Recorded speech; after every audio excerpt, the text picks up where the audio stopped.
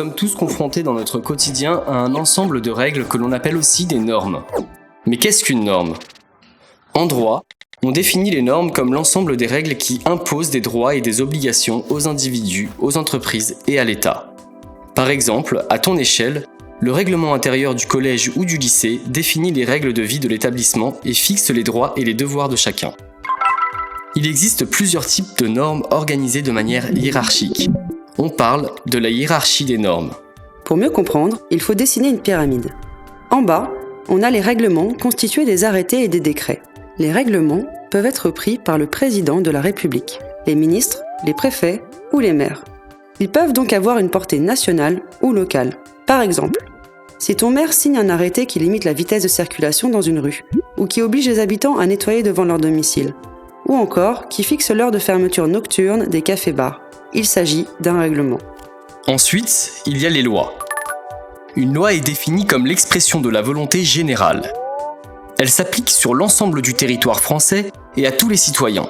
Les lois sont adoptées par le Parlement, constitué de représentants élus en partie par le peuple. Il s'agit du pouvoir législatif. Prenons plusieurs exemples de lois que tu connais probablement. En 1905, le Parlement a voté une loi relative à la séparation des églises et de l'État. Plus tard, en 1998, une loi a été votée pour réduire le temps de travail à 35 heures par semaine. Plus récemment, en 2013, le Parlement a adopté la loi relative au mariage pour tous. Certaines normes sont aussi issues des relations internationales, lorsque plusieurs États négocient des traités, parfois dans le cadre d'organisations internationales comme l'Organisation des Nations Unies ou l'Union européenne. Par exemple, la Convention relative aux droits de l'enfant, adoptée par l'ONU en 1989, est un traité qui s'applique à tous les pays signataires. Mais tous ces textes n'auraient pas pu être adoptés sans le texte fondateur de la République, la Constitution. Notre Constitution actuelle date de 1958. C'est la Constitution de la Ve République. Elle garantit nos libertés ainsi que le fonctionnement démocratique de nos institutions. La Constitution garantit par exemple la séparation des pouvoirs entre exécutif, législatif et judiciaire. C'est aussi elle qui définit le champ de compétences du président de la République et du Premier ministre, mais également des régions, des départements et des villes. Plusieurs textes sont rattachés à la Constitution.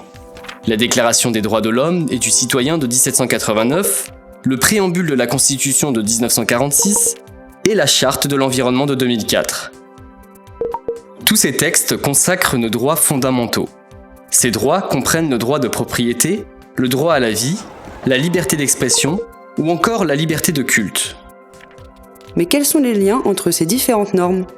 Chaque norme s'impose à la norme qui lui est inférieure. La Constitution s'impose au traité, qui s'impose aux lois, qui s'impose au règlement.